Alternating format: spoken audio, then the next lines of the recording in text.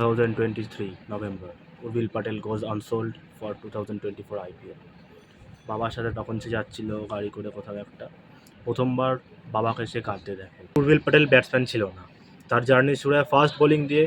দেন তার হাইট খুব একটা ছিল না বলে তাকে লেগ স্পিনার বানানো হয়।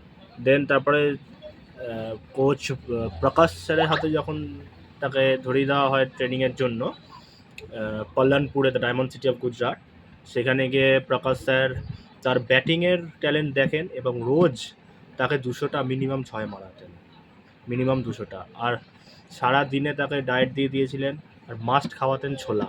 কিন্তু ছোলা তার খুব একটা উর্ভিলের ভালো লাগতো না, কিন্তু কোচ স্যারের ভয়ে সে ছোলা খেত। উর্ভিলের বাবা মুকেশ পটেল ছিলেন একজন university level athlete, but family condition বা ফাইন্যান্সিয়াল ইস্যুর জন্য তিনি তার ক্যারিয়ার পারসিউ করতে পারেন না, এগোতে পারেন না।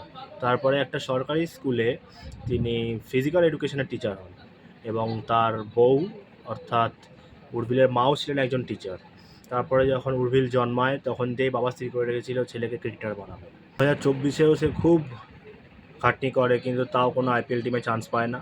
কিন্তু 2025-এর আগে, আইপিএল অপশনের আগে, সে স্ম্যাট অর্থাৎ সাইয়দ মুশতাক আলী ট্রফিতে গুজরাটের হয়ে টি20-তে হেভি রান করে, 2টো সেঞ্চুরি মারে, কমসে কম 29টা 6 মেরেছিল। 2টো সেঞ্চুরির মধ্যে ফার্স্টের সেঞ্চুরিটি ছিল 28 বলে।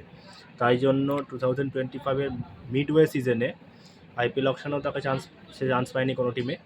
মিডওয়ে সিজনে চেন্নাই সুপার কিংসের বংশ বেদি তার চোট লাগে, তার ইঞ্জুরি রিপ্লেসমেন্টে উর্ভিল পটেলকে নেওয়া হয় এবং ওই সালে চেন্নাই অত ভালো খেলছিল না, আউট অফ দ্য টুর্নামেন্ট হয়ে গেছিলো হাফওয়ে সিজনেই। তাই জন্য উর্ভিলকে চান্স দেওয়া হয়। তার বাবার ইচ্ছা ছিল এবং তারও ইচ্ছা ছিল আইপিএলের প্রথম বলে সে 6 মারবে, কিন্তু আইপিএলের প্রথম বলে সে 6 মারতে পারেনি, কিন্তু দ্বিতীয় বলে সে 6টা মারে।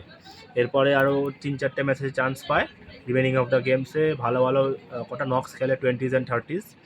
তারপরে এখন আপনারা দেখতেই পেলেন লাস্ট ম্যাচ লখনৌর এগেনস্টে উর্ভিলকে চেন্নাই কিনে 2026-এর আইপিএলে এবং জয়েন্ট ফার্স্টেস্ট 50-এ লাগিয়ে দেয়। এটাই ছিল উর্ভিলের গল্প। কালকে যখন 50 মারার পর উর্ভিল পটেল চিটটা বার করে পকেট দিয়ে, যেখানে লেখা ছিল this is for you papa, তখন তার হাত কাঁপছিল, কিন্তু হাত কাঁপাটা নার্ভাসনেসের জন্য না, এই হাত কাঁপাটা ছিল এতদিনের রেজিলিয়েন্স, ইমোশন, পেশেন্স এবং হার্ড ওয়ার্ক।